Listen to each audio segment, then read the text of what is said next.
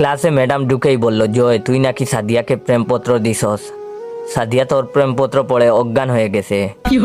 ম্যাডামের কথা শুনে আমার কলিজা শুকিয়ে গেল। সাদিয়া ম্যাডামের একমাত্র মেয়ে, ডাইনি মায়ের একমাত্র আদরের সন্তান। ম্যাডাম আবার বলল, কিরে তুই উত্তর দিচ্ছিস না কেন?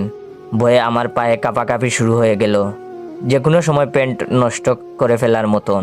জীবনে কখনো ম্যাডামের ক্লাসে পড়া দিয়েছি বলে মনে পড়ে না। ম্যাডাম এমনিতেই আমাকে দেখতে পারে না, তার উপর তার মেয়েকে প্রেমপত্র দিয়েছি, সেটা পড়ে বেচারি অজ্ঞান। ম্যাডাম আমার অবস্থা আজ কি করবে সেটা বুঝার বাকি রইল না। মনে মনে বিপদের দোয়া পড়ছি আর নিজের বুকে ফু দিচ্ছি, আল্লাহ এবারের মতন আমাকে বাঁচাও। এরপর থেকে সাদিয়াকে নিজের বোনের চোখে দেখব। ম্যাডাম আস্তে আস্তে এগিয়ে এলো আমার দিকে। ক্লাসের সবাই সার্কাস দেখার অপেক্ষায় আমার দিকে তাকিয়ে আছে। ম্যাডাম আমার কাছে এসে চিঠিটা আমার হাতে দিয়ে বলল, পড়ে শোনা। ম্যাডামের কথা শুনে এবার গলা পর্যন্ত শুকিয়ে কাঠ। আমি লজ্জায় নিচের দিকে তাকিয়ে আছি। ম্যাডাম তার ডাইনি কণ্ঠে চিৎকার করে উঠে বলল, এক্ষণ পড়ে শোনা বলছি। আমি চিঠি হাতে নিয়ে পড়া শুরু করলাম। কলিজার সাদিয়া, কেমন আছো তুমি? জানি তুমি ভালো নেই। তোমার ডাইনি মায়ের 45 মিনিটের ক্লাস আমাদের যে অবস্থা করে, আল্লাহ জানে সারাদিন তোমার ওপর ওই ডাইনিটা কতটা নির্যাতন চালায়। তুমি বললে আমি ওনার বিরুদ্ধে মামলা করব।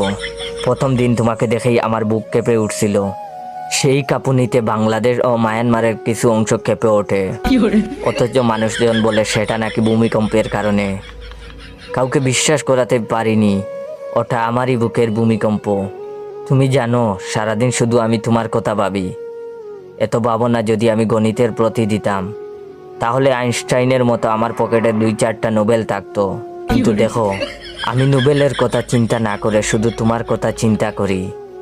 কিন্তু তোমার ডাইনি মায়ের জন্য চিন্তাটাও ঠিক মতো করতে পারি না। হঠাৎ করে তোমার মা আমার চিন্তার মধ্যে এসে আমাকে লাঠি পেটা করে আর বলে, ওই তুই আমার মেয়েকে নিয়ে চিন্তা করিস কেন? সেই দিন স্বপ্নে দেখি তোমাকে নিয়ে ছাদে যাচ্ছি হানিমুন করতে। রকেটে আমি আর তুমি লুকোচুরি খেলছি। এর মধ্যে কোথা থেকে যেন তোমার মা এসে রকেটের ইঞ্জিন বন্ধ করে দিয়ে বলে, এবার খেলা হবে। বিশ্বাস করো সাদিয়া, তোমার কথা মনে হইলেই এই হৃদয়ের মধ্যে এনার্জি বাল্ব জ্বলে উঠে। তুমি আবার ভেবো না আমি 300 টাকার এনার্জি বাল্ব 100 টাকায় কিনেছি শুধুমাত্র কোম্পানি প্রচারের জন্য।